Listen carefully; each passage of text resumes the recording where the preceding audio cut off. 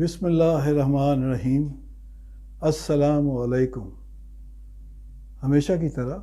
میں آپ کا ہوسٹ ڈاکٹر سید نعمان مشہدی انزا دلدار میموریل ویلفیئر فاؤنڈیشن کے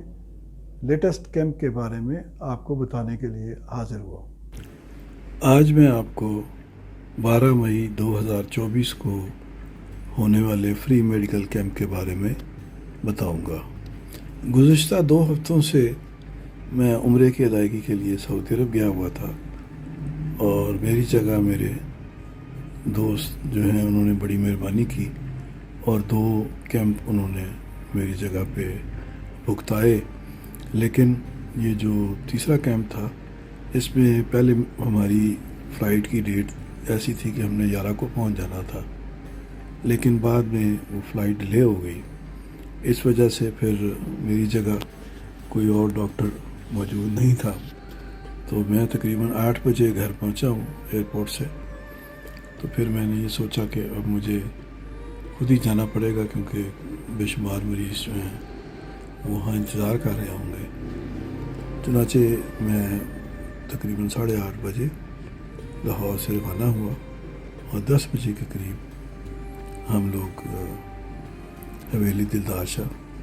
چک نمبر 18 تحصیل چونی ضلع قصور میں پہنچ گئے۔ یہاں پہنچتے ہی حسب معمول ایک بہت بڑی تعداد میں مریض اکٹھے تھے، چنانچہ ہم نے حسب معمول کام شروع کر دیا۔ لیکن کیونکہ میں اکیلا ڈاکٹر تھا، یا میرے ساتھ آنکھوں والے تھے، تو آنکھوں والوں نے آنکھوں والی سائڈ پہ شروع کر دیا، اور میں نے اکیلے نے اس طرف جنرل جو ہمارا کمرہ تھا اس میں نے کام شروع کر دیا۔ کیونکہ مریض بہت زیادہ تھے اور ڈاکٹرز کم تھے، اس لیے ہمیں بہت عرصہ لگا یہ ساری چیزیں سیٹل، تقریباً 3 ساڑھے 3 بج گئے مریضوں کو سیٹل کرتے کرتے۔ تو عام امراض کے تقریباً 149 مریض آئے، امراض بچگان کے 10 مریض آئے، جلدی امراض کے 18 مریض آئے، آنکھوں کے امراض کے 78 مریض آئے، زنانہ امراض کے 5 مریض آئے، ٹیوبرکلوسس کے 6 مریض آئے، اور الٹرا ساؤنڈ ہم نے نہیں کیا، کیونکہ میں تقریباً 2 ہفتے کے بعد کیمپ میں آیا تھا، اس لیے مریضوں کی تعداد کچھ ضرورت سے زیادہ ہی بڑھ گئی، اور پھر ہمیں ان کو ڈسپوز آف کرنے میں بھی بہت وقت لگا۔ تو الحمدللہ تمام مریض دیکھنے کے بعد پھر ہم نے لاہور کی طرف جو ہے وہ راستہ لیا، اور تقریباً ہم 4 ساڑھے 4 بجے تک لاہور پہنچ گئے، یہ سارا کیمپ مکمل کرنے کے بعد۔ پاکستان کے دیہاتی علاقوں میں دست و پیچش کی بیماری گرمیوں کے آغاز سے ہی شروع ہو جاتی ہے، اور کافی کامن ڈیزیز ہے۔ تو اس کی کچھ عام وجوہات ڈسکس کر لیتے ہیں۔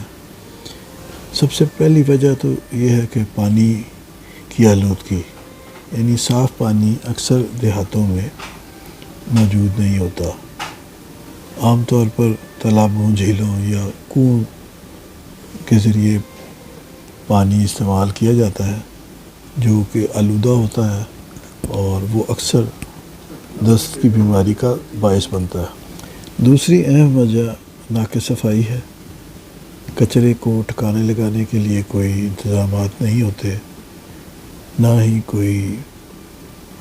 مناسب بیت الخلاء موجود ہوتے ہیں، اور اس کے علاوہ ہاتھ دھونے کے طریقے بھی عام لوگوں کو معلوم نہیں ہیں، جس کی وجہ سے یہ بیماری کافی پھیلتی ہے۔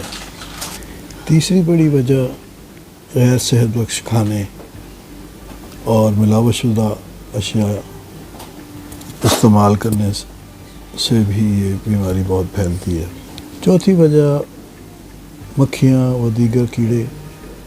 جو جراثیم کو ایک مریض سے دوسرے مریض تک منتقل کرتے ہیں، یہ بھی ایک اہم فیکٹر ہے۔ پانچویں اہم وجہ غذائیت کی کمی ہے، یعنی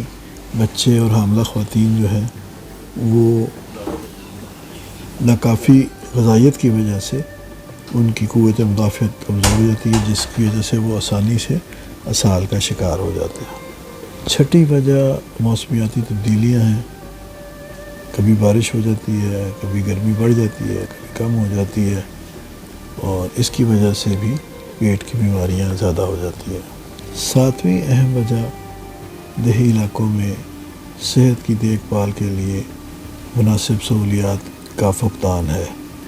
اور اس کے علاوہ غیر تربیت یافتہ صحت کے کارکنان جو کہ پراپر علاج نہیں کرتے، اس کی وجہ سے بھی یہ مرض زیادہ بگڑ جاتا ہے۔ آٹھویں وجہ اینٹی بایوٹکس کا غیر ضروری استعمال ہے۔ دیہاتی علاقوں میں کویک ڈاکٹرز جو ہیں وہ اندھا دھند اینٹی بایوٹکس دیتے ہیں، جس سے اینٹی بایوٹکس کی ریزسٹنس پیدا ہو جاتی ہے جراثیم کے اندر، اور اس کی وجہ سے اسہال کا علاج بہت مشکل ہو جاتا ہے۔ نویں اور آخری اہم وجہ ناقص آگاہی ہے، یعنی لوگوں کو اس چیز کا علم نہیں کہ یہ بیماری کیوں پھیلتی ہے، اس کی روک تھام کیسے ہوگی، اور اس بارے میں حکومت بھی آگاہی کی مہمیں مناسب نہیں چلاتی تاکہ لوگوں کو پتہ لگ سکے کہ یہ بیماری اتنی خطرناک ہے اور اسے کیسے روکا جا سکتا ہے۔ اس کو روکنے کے لیے صاف پانی کا استعمال، صفائی رکھنا، اور صحت کی سہولیات کا دیہات میں اویلیبل ہونا، ملاوٹ شدہ اشیاء کی فروخت پر پابندی، اور اس کے علاوہ حکومت کی طرف سے آگاہی مہمیں تاکہ عام لوگوں کو بھی پتہ لگ سکے کہ اس بیماری سے ہم کیسے بچ سکتے ہیں۔ میں اپنے سب بہن بھائیوں کو اپیل کرتا ہوں کہ آپ لوگ اینزا دلدار فاؤنڈیشن کے غربت اور بیماری کے خلاف جاری کردہ جہاد میں پرزور طریقے سے شرکت کریں، اور اس میں شرکت کے 6 طریقے ہیں۔ پہلا طریقہ یہ ہے کہ اگر آپ ڈاکٹر ہیں، اگر آپ نرس ہیں، ڈسپینسر ہیں، لیب ٹیکنیشین ہیں، تو آپ سال میں 1 یا 2 مرتبہ چند گھنٹے رضاکارانہ طور پر عطیہ کریں، ہمارے ساتھ کیمپ میں جائیں اور وہاں جا کر اس جہاد میں شامل ہوں۔ دوسرا طریقہ یہ ہے کہ اگر آپ کے گھر میں کوئی کتابیں، ٹیکسٹ بکس، کوئی دیگر گھریلو اشیاء جو فالتو پڑی ہوئی ہیں، وہ سب اشیاء آپ ہمیں عطیہ کر سکتے ہیں، اور اس کے لیے آپ ہمیں پارسل بھی بھجوا سکتے ہیں، یا لاہور اور اس کے گرد و نواح میں آپ ہیں تو آپ ہمارے فون پر رابطہ کریں تو ہمارا نمائندہ آپ سے اس کو آپ کے گھر سے کلیکٹ کر لے گا۔ تیسرا طریقہ یہ ہے کہ اگر آپ کے گھر میں کوئی میڈیکل آلات پڑے ہیں، جیسے ویل چیئر ہے اور گلوکومیٹر ہے یا دیگر اشیاء ہیں، بلڈ پریشر پیٹس ہے، تو ان سب چیزوں کو عطیہ کرنے کے لیے اگر وہ آپ کے استعمال میں فالتو پڑی ہوئی ہیں تو آپ ہمارے نمبر پر فون کریں اور ہم آپ کے گھر سے یہ تمام اشیاء کلیکٹ کرا لیں گے۔